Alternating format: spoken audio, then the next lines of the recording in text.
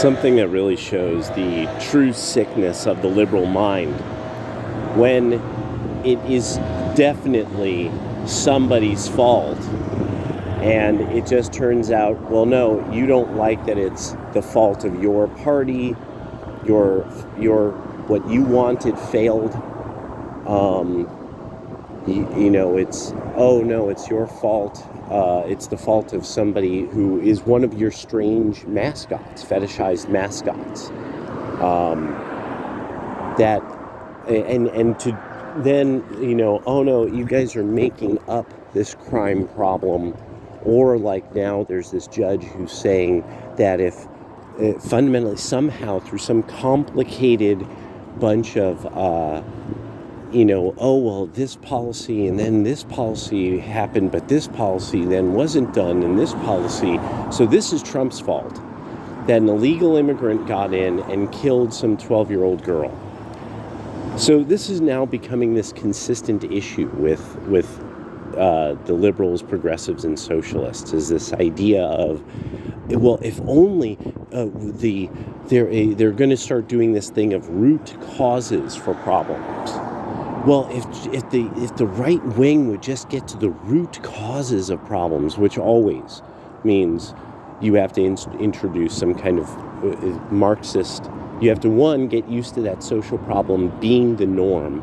Two, now you have to do something socialist, such as give the undeserving your money or something along those lines. You have to pay more taxes for something, for mascots, or because a liberal needs a job, or a socialist, a progressive needs a job, and so if you just contribute to this, they'll have a job managing the social problem, which won't go away. All you could do is manage social problems. You cannot stop them. You cannot punish people for doing something they're not supposed to do. So what this is that this is more and more showing when you are normal and mentally stable, and you act like an adult, and that it's like, oh, I did something wrong, I'm responsible. The liberals are showing they're becoming detached from that worldview. So being, oh, I'm a mentally stable person who's responsible for their actions, and I take responsibility for the outcomes. That's gone. That their party is past that. They're at the dementia stage, full of sick people. They're now sick people who blame you for seeing crime. I want again to reiterate this issue. The secret that Trump won on in 2016, the liberals hiding black crime. Nobody really knows this. Nobody ever can talk about it, because once you find out about it, you end up finding out everything. It was the key to everything. When suddenly people realized, wait a second, above the local level, you're not seeing these stories and I'm still informing people all the time of websites that World Star, that it's like, no, really, there was this tremendous amount of youth violence that went completely unaddressed by the Obama administration, and eventually even Eric Holder seemed to be uninterested in even discussing it. I mean that. A lot of people just need to accept, we saw it, you guys didn't. It's something about the sickness of the liberals. It's something about you that's kind of a fundamental character flaw that usually one can undo by through wisdom. They would have the wisdom of the past, and they'd be like, oh yeah, don't do this, because you could really miss something important about the world around you. So when you guys legitimately lost to Donald Trump the first time, the whole reason why was because you had no idea your activists were concealing massive amounts of crime. Now, the part about this that I kept thinking about was, okay, well, once this changes, this is going to be tough. And I really mean this. I remember thinking about this. That at the time I'm thinking, okay, now that people know about World Star, know about the black crime, Trump's elected, that's going to end. Everything's going to go back for the Democrats in their blue cities. They'll be safe again. Everything goes back to what they want. But no, gloriously, rather than fight crime, the Blue Enclave Democrats exacerbated it. So everything that nobody on the right could see, it was thought was impossible, an achievement, triumph, and glorious win that nobody wanted or thought was possible, that where they live has turned into shitholes. It's like God smote them.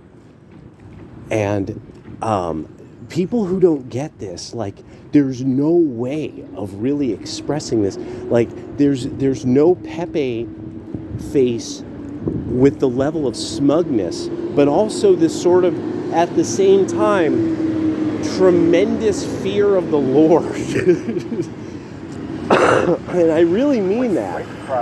I'm not kidding in any way, shape, or form. Leave it in the comments, brothers and sisters, that you were like sitting there watching all these riots happen, police stations being given up to rioters, everybody acting like, oh, this is fine, oh, this isn't happening.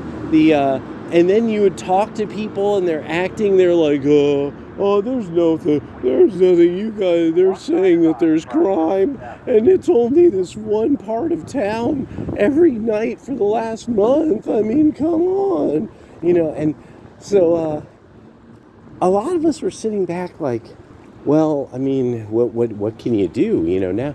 But then it became this thing of like, where I'm like, you all do know what happens after riots, right? and then I kept making videos where I kept citing Jello Biafra and the punk rock song Riot, playing right into their hands. And I couldn't believe it. I'm like, okay, all of you are Dead Kennedys fans. How don't you know about the song Riot? And how don't you understand, like, punk rockers, how don't you see how similar this is to things that we look back on now and really have to wonder, was that spontaneous, or was that the city fathers making that happen?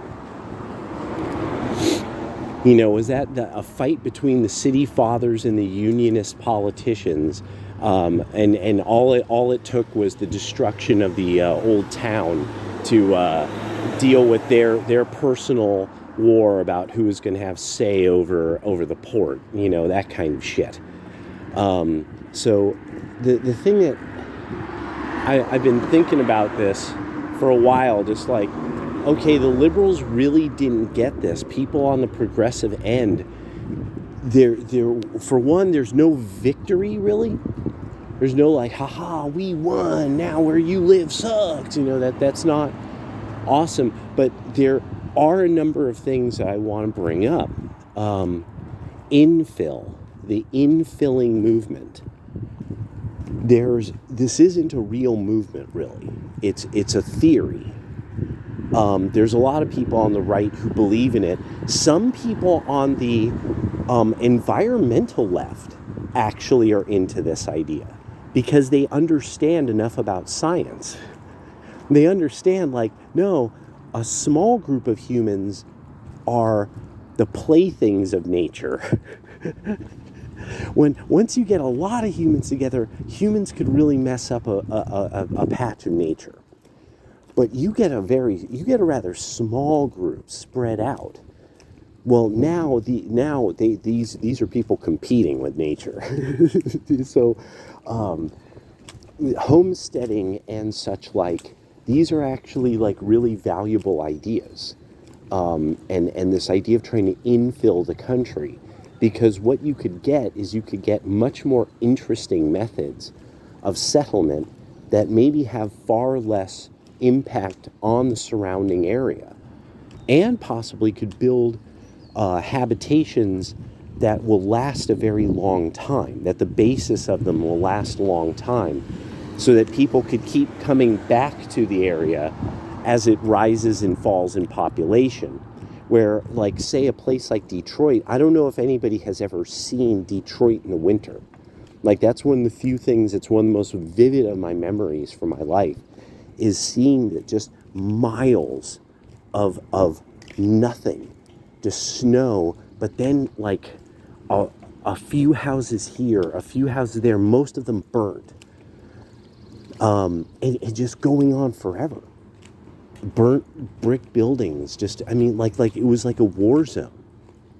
And, you know, it was seeing like a place that had been like leveled in war, and then the snow fell. Like, that's what it looked like. And I just remember thinking about this, that I'm like, this is a setup that people wouldn't really be able to come back and rehabitate it. Or at least it kind of seemed like that this would not be easy for people. Like, say, like, you'll have these stories about like a mountain, you know, there's some village up in the mountains of Italy that just nobody lives there. And people will like go up there, and nobody will live there because there's just no people. And it's just so difficult to live when you're not around a lot of other humans, you know. And so the infill movement in the United States, well, you guys are making this happen. You're forcing people from the cities to infill. And so that was its own kind of interesting thing. And then especially being that there's this whole new generation that has access to the internet quite remotely through things like Starlink and just the spread of the internet. But then also that they have access to just a lot of amenities that they don't need to be near a city anymore, or that it doesn't really matter to them to have those amenities. Yeah. And so the fact that you guys on the left have made that a viable option for middle class people, like, in that it's a viable decision, like that they not being within the city is actually a good thing. That they really are like, I would rather not be. They are not getting something out of the concept of the amenities of the city. So this was something that somebody like me, I was like, let me just tell you, generally, the right wing was like, no, you'll never be able to get people out of the cities. It'll never happen. And I mean, this was pretty much agreed on. Like, that they were like, it would have to be some horrible disaster, and most likely it would just, the government would completely lock things down, or would do something, the super government control of things.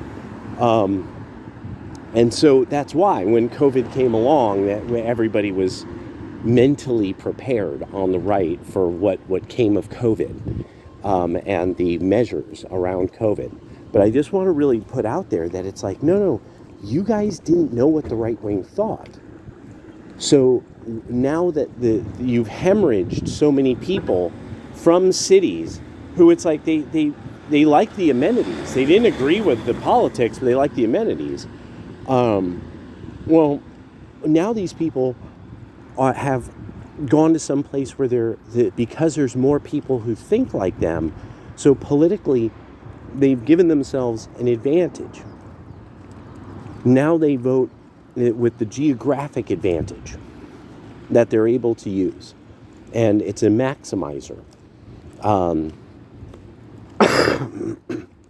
And people wanted to talk about, like, somebody was bringing up the Louisiana thing, and my whole thing is, no, they're looking for that fight.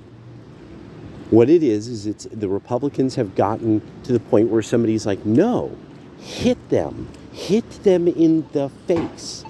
And who goes, well, I don't understand. Well, what do you mean? You know, and they're like, 10 Commandments in every classroom. And you know there's a room full of Republicans that went, oh. You know that happened. That they all put their hand to their mouth. Were like, oh my gosh, we can't do that. And I guarantee you there's a bunch of lawyers already ready for this. They're like, okay, they're going to try to say you can't do this because of this reason, because of this reason, because of this reason. And I guarantee you there's a bunch of young lawyers, relatively young lawyers, that are ready for that fight. And they are ready to take that fight all the way to the top. And yeah, that's what they're going to do. That's my call. And it's because you've got to hurt them. You've got to do something that makes the left feel pain. And that is that their worldview has been rejected.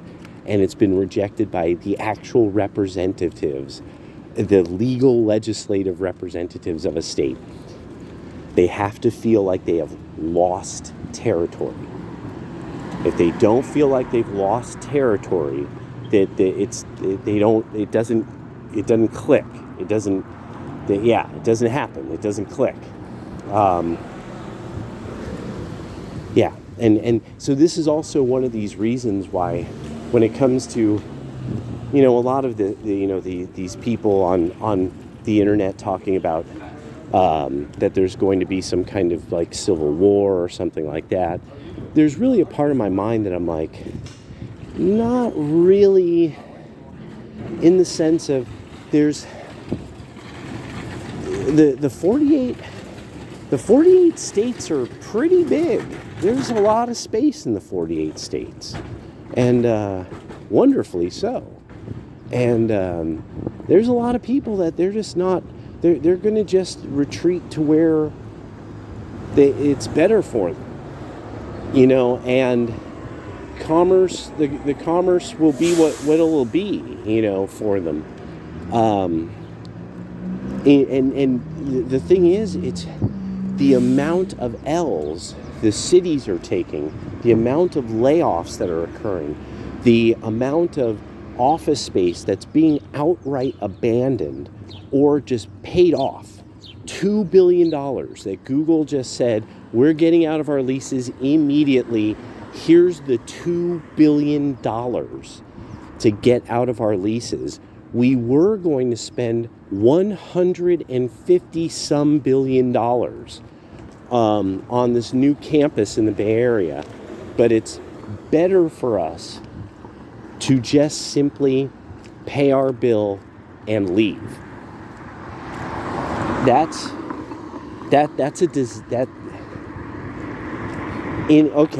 In the sense of investment, so that you get future revenue, that because of the amenity of a civilized place where you have smart people, paying money to get the hell out of town that Google has had, that's a disaster. That's a total disaster for the Bay Area. And especially the people will look back on this and remember it in this regard too, because at some point when they hear this story in the future, they'll say, but wasn't Google from that area? Yes. And because so much of the secondary and tertiary economics, Google is what is that area. And them paying, boom, we're out. Here's the money, we're gone. Paying off our lease, we're gone. That's it. That's restaurants, that's plant, especially plant. Google and places like that, there's a lot of plant work, like all the wiring, all of the underground infrastructure. There's, they had to expand sewage systems and all kinds of things. But also all of the wiring, tremendous amounts of trunk line, probably tons of trunk line running all under those cities for all of these different campuses of Google, Alphabet, and YouTube, and then all the other companies that were there at the same time. And it's like, this is yeah. Now, then the interesting part is, will you be able to make it worth a contractor's time and money to take apart the Google campus now? Or will it just rot into the ground in some way as it just gets robbed? Because of how California has made it so difficult for the contractors to even take apart businesses that are no longer there. I'm just sitting back like, how did you guys do this? And I can't tell you enough. Those of us who are right of center, who we are just astonished it's almost as if it's like a Jedi, some kind of the new Star Wars. There's a move where she takes the lightsaber and like Mace Windu's it, and it cuts all of her limbs off, and then cuts her body in half, like in quarters. And that's like the dope move, and that's supposed to be like the big move that somebody's going to use at some point in the series. I mean, how do you? And then there's the banks closing as a result of all this other stuff closing. But I'll get to that later.